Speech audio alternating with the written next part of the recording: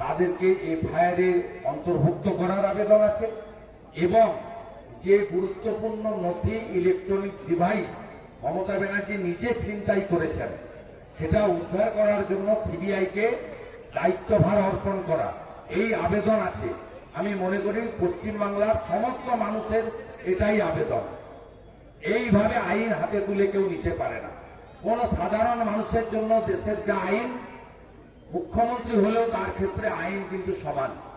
মুখ্যমন্ত্রী বলে তিনি দুটো ভোট দেন না, আপনিও একটা ভোট দেন, পুরুলিয়ার একটা প্রান্তিক মানুষও একটা ভোট দেয়, আর মুখ্যমন্ত্রী, রাষ্ট্রপতি, প্রধানমন্ত্রীও একটা ভোট দেয়।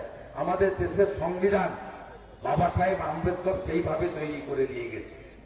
তাই মুখ্যমন্ত্রী আইন ভেঙেছেন, তার বিরুদ্ধে কঠিন এবং কঠোর ব্যবস্থা গ্রহণ করার দাবি আপামর পশ্চিমবঙ্গের মানুষের।